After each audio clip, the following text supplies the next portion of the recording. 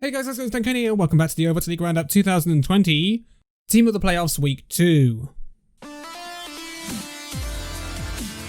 So, we've had the second week of the playoffs in the Overwatch League 2020, rounding out our players for this season and deciding the top 4 teams that will be going through to the grand finals to be held in early October, between October the 8th and October the 10th, I believe, and the 2 teams from each region, 2 from APAC and 2 from North America.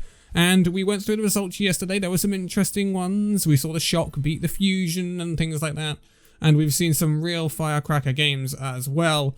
But now it is time to take a look at our team of the week. The final sort of regular team of the week, because we will probably do a team of the week at the grand finals, because there'll be 4 teams, but it'll probably be heavily dominated by certain teams. It's kind of difficult when you get to this stage, because you haven't got too many different teams to pick from. And then we will look at perhaps a team of the season at some point. But this week we have some very high quality players to choose from. Obviously, we've seen the likes of Seoul Dynasty, Shanghai Dragons, San Francisco Shock, Philadelphia Fusion. You can even count the Washington Justice in here. Some very high level play. Really interesting play. Really good play. And it's really high level at this point. We are at the tail end of the season. We are at the end of the playoffs. We are going into the grand finals. You won't see bad Overwatch here generally. You will just see some teams are better than others and it works out, and some people pop off in these situations, and certainly one of these players really did. But we are going to start off with our supports, as we always do. We're going to start off with the main support. We've seen a lot of Lucio, we've seen a lot of Mercy this week. And to go over the main supports that we usually see in these sorts of things, obviously, Toby's had a good time at the Seoul Dynasty this week. We've seen Li Jae-gon for the Shanghai Dragons. Although I don't think he's been as good as he can be. I think he's been a bit up and down, as Li Jae-gon can be at times. So he doesn't make it onto this list. I have 2 names, and I think you can probably guess who. They're both from North America. Well, they're both from the North American region anyway. They're not both from North America. First of all, Funny Astro is the honorable mention. I think he's had a fantastic week for the Philadelphia Fusion. There have been some points where he's popped off and some points where he's perhaps not been as massive, but Funny Astro is a fantastic main support. And he's one of the best Lucios in the world. He's really cemented that place. But we've also seen him on the Mercy as well, and Funny Astro is no pushover on that pick either. Funny Astro is cementing his place as one of the best main supports in this league right now. He's flourished while at the Philadelphia Fusion. Remember, he used to be on the Atlanta Reigns as a 2-ray player. He's really come into his own this season and demonstrated how he can be one of the best in the world. And he is fantastic, but I don't think he's quite been as good as the main support I'm going to put on this list, although they are very close. So I'm going to be putting Moth in as the main support for this team of the week. Moth had some very clutch plays for the San Francisco Shock, and overall I think he was a little bit more consistent than Funny Astro was this week. And I think that told the story in the Shock versus Fusion match, where Shock came out on top. I think Moth is a little bit more conservative than Funny Astro is. Funny Astro can be a bit more, I don't want to say Reddity, because there are no Reddit Lucios in the Overwatch League, because that doesn't work. But he's much more conservative with his play, Moth. He's less likely to take the risks that Funny Astro does, but Funny Astro takes those risks and very often comes out on top with them. He got some fantastic boops this week. It was quite evident. But Moth did the same. And I think, well, Moss had a tough time of it towards the end of the regular season, because we saw Twilight come in for the San Francisco Shock, and then we saw double flex support, we saw a lot of Twilight Violet, and it got kind of bogged down, didn't it? But Moss kind of got pushed out. Now we're seeing more Mercy, we're seeing more Lucio, Moss coming back in, and he's having a hell of an impact for the San Francisco Shock. I think he's been fantastic this week. His beats have been on point, and his environmental kills have been there as well, which I don't really think we see too much of from Moss compared to some of the other Lucios in the league, and he's been contributing very well to kills in team fights and getting his team in. It's been a great week for Moss, and I really think he deserves this one, but they are very close, him and Funny Astro. I don't think there's been a main support that can kind of be at their level. Animo had a good week for the New York Excelsior, especially against Guangzhou, but then again, when you put him up against Toby in the Seoul Dynasty match, he kind of didn't have the impact again. So this is why I picked between those 2. I think Li Jae-gon was inconsistent this week as well. So yeah, that's kind of where I'm at with that. But we move to our flex support now. There's definitely some mentions to have here. First of all, Creative of the Soul Dynasty. Massive impact coming in these playoffs. All Creative. We're not seeing Badosin as much for the Soul Dynasty. He's having a massive impact. He's doing great at shutting down hogs on Yana and stuff like that. Creative's been great. Jonak. I wanted to shout out Jonak because I think he's been really good this week. Even against the Soul Dynasty where the New York Excelsior got 3-0'd. And I really think he was the sort of the shining light on this New York Excelsior roster against that Soul Dynasty roster. And it wasn't really down to him that New York Excelsior lost that. New York Excelsior were inferior in a lot of ways, and that's why it ended as 3-0. But Jonak wasn't the standout inferior in that team. And very often when Excelsior were having luck and having success during that match, it was off the back of Jonak, whether that be an anti-nade, a sleep, a nano. It was very often with Jonak involved. So I think he's obviously out of the playoffs now, but I think he deserved a mention here. But again, it's going to be a toss-up between our two top NA teams, Violet and Alarm. Violet is going to be the honorable mention. I think Violet's had a great week. But I think Alarm has been very good for the Philadelphia Fusion as well. It's really tough. It is really tough, and some of the other ones are just very clear cut. But for the supports this week has been quite tough. I'm going to go with Alarm though. I think his Moira and his Ana play have been really, really good, but especially his Moira play. He's getting a lot of value over his Coalescence generally. I think he had quite a good impact against the Washington Justice especially. Again, when he didn't look out of his depth against Violet either, when they were playing off in that San Francisco Shock match. I think the way in which the Philadelphia Fusion lost that match is because the Philadelphia Fusion weren't quite ready to adapt to what the San Francisco Shock threw at them.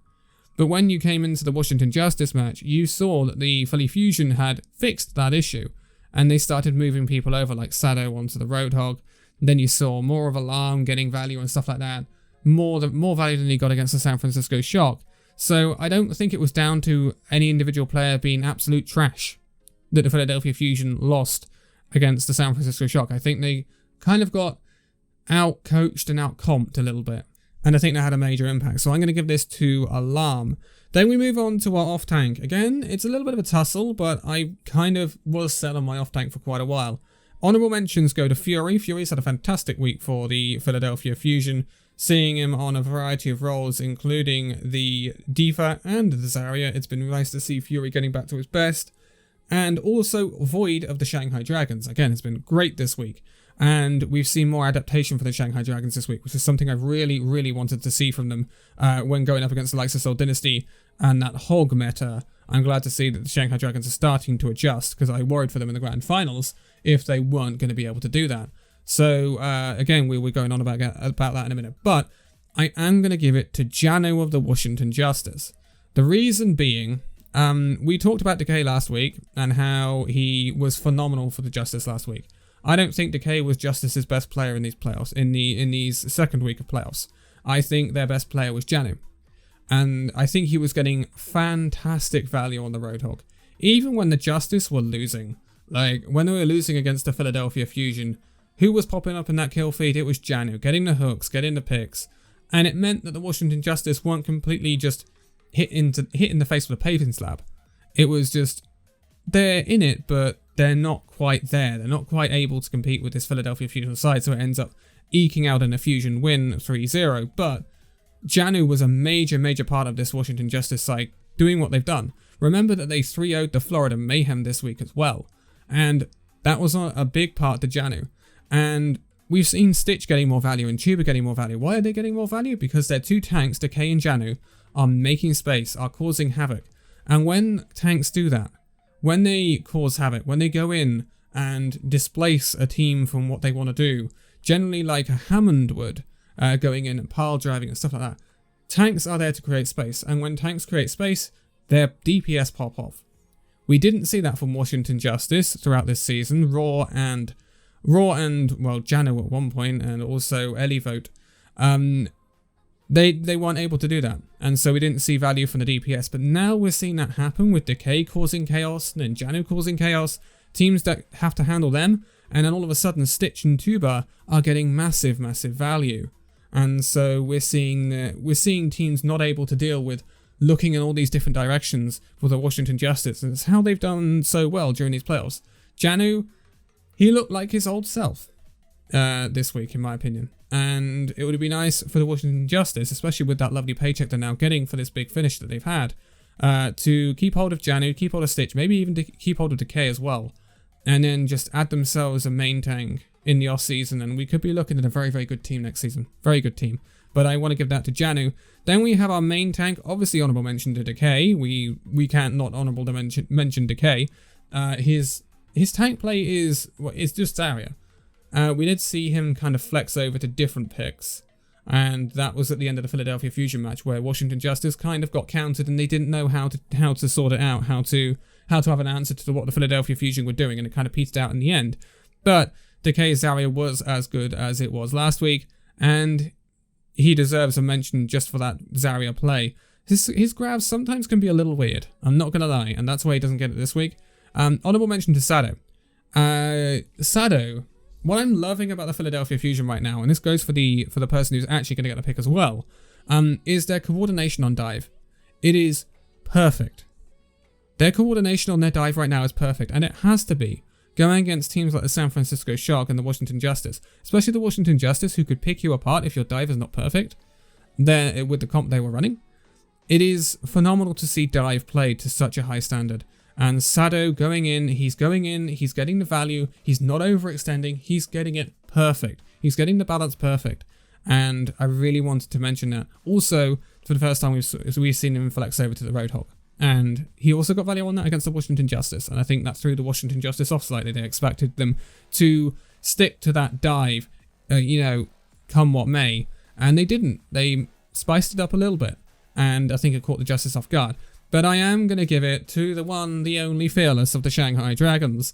Now, it is extremely close between Fearless and Sado, because they are two very similar main tanks in some respects. When I look at the teams in the competition, I think of the Shanghai Dragons and the Philadelphia Fusion as the masters of dive. I think they are two teams that demonstrate dive to the highest standard in the world right now. And Fearless is another main tank that is getting his dives perfect alongside Void. They are not overextending too much, but they are extending enough to get the job done. They're also not feeding, and generally when they go in, they've got a single target. They go in, they eradicate that target, and it is beautiful to watch that sort of dive. It is beautiful to see that sort of coordination, especially, we've seen double barrier a lot this season and stuff like that. To see that coordination come back, it is phenomenal to see. It is phenomenal to say. This is straight in the ballpark of the Shanghai Dragons, and them coordinating alongside Fletter, who has had a fantastic week and is the MVP, which I think is thoroughly deserved. And obviously Lip as well, who's been doing fantastic for the Shanghai Dragons recently. I think it has been a really good week for the Shanghai Dragons. It was a tough match against the Seoul Dynasty, but it was always going to be. Also, we saw the flex from the Shanghai Dragons that we saw for the Philadelphia Fusion for the first time, moving over to the Roadhog. Fearless playing the Roadhog. And I'm telling you what, he did not get outdone by Gesture. And Gesture is one of the best Roadhogs we've been seeing right now. So that bodes very, very well going into the grand finals for the Shanghai Dragons. I think Fearless, I had worried about that, I'm not going to lie. And that's why I was on the edge talking about the Shanghai Dragons last week and stuff like that, because I thought, I haven't seen this Fearless Roadhog.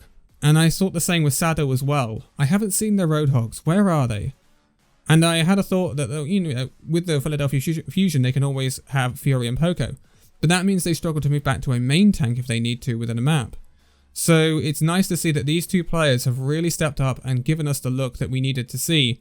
And I think Fearless did ever so slightly better this week. So I'm going to give it to him in that tough match against the Shanghai Dragons. And I think the adaptation as well was pivotal for the Shanghai Dragons. Otherwise they would have lost that match.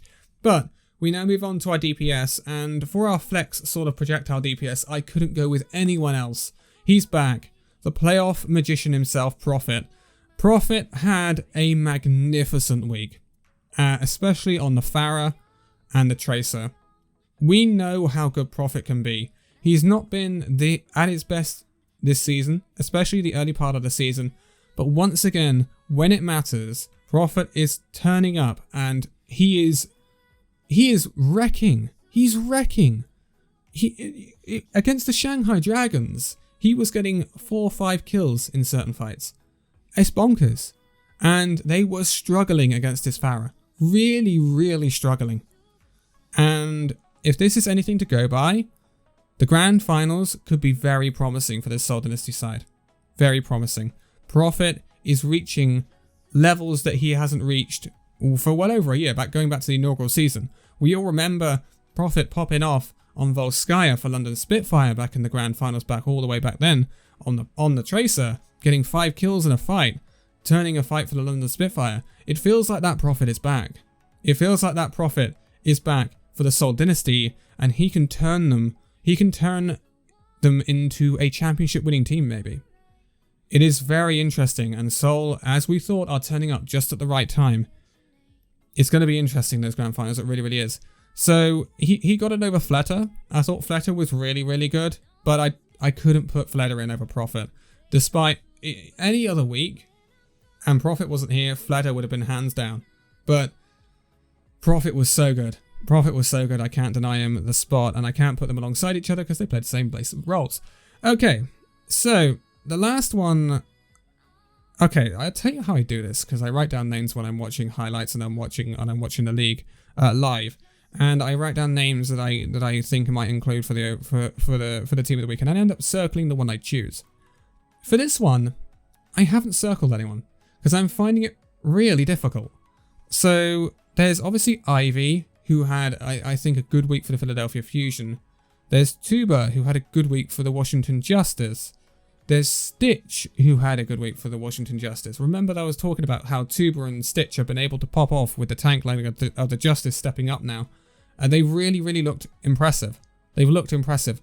And it's nice to see Stitch doing so well again. After, all of the drama with Vancouver Titans, leaving the old runaway roster, then kind of been out in the blue, then coming to Washington, then not living up to expectations, and now all of a sudden we're seeing him pop off again. But I feel, and I don't think people are going to agree with me here, but I feel like I'm going to give it to Striker of the San Francisco Shock.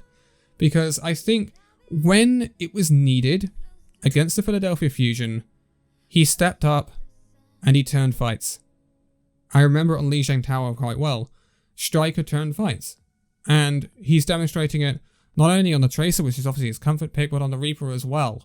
I think Striker has had a really good week, and I think he was a major part of why the San Francisco Shock roster was able to get that clutch victory over the Philadelphia Fusion. I think he got a little bit more value than his counterpart, whether it was, at times it was Hisu and Carpe, or whether it was Hisu and Ivy. I think he got a little bit more value than Striker, than them, and Striker gets that spot because of that. Again, these guys are super close. I was toying with putting Stitch in there, to be quite honest with you. I think Stitch was very, very good this week. Again, apart from those 4 names, I can't think of anyone to put in there alongside them. I don't think Hisu has been as good as he was last week, so that's why I haven't included him. Carpe we haven't seen enough of. Then there's people like Sabiobi and people like that who haven't lived up. They just haven't lived up. There's been pop-up moments from everyone, even Happy of the Guangzhou Charge, and we know that they got 3-0'd this week. But I think just for consistency and fight-turning events, I want to give it to Striker. So that is my team of the week for week 2 of the playoffs. It is Moth, Alarm, Janu, Fearless, Prophet, and Striker. It is going to be interesting. We've now got a little bit of a break, a couple of weeks until the 8th of October when we will see the grand finals. We will see the San Francisco Shock, the Philadelphia Fusion, the Seoul Dynasty, and the Shanghai Dragons face off in Korea for the chance to win the overall title of Overwatch League Champions 2020. It's going to be super interesting. We could have a reigning champion keep their crown. We could have a team that has, not lived up to the expectations for so long finally win it. The Dynasty. We're talking about here Philadelphia Fusion, who were runners-up in 2018, could finally get their crown, and the Shanghai Dragons, the team that went 0-40 in the inaugural season, could become Overwatch League champions. It is going to be interesting no matter what the result, I think. And I can't wait. I'm not going to lie. But for now, thank you guys so much for watching this video. If you'd like to, give it a like, subscribe if you're new, and I'll see you in the next video. See you then.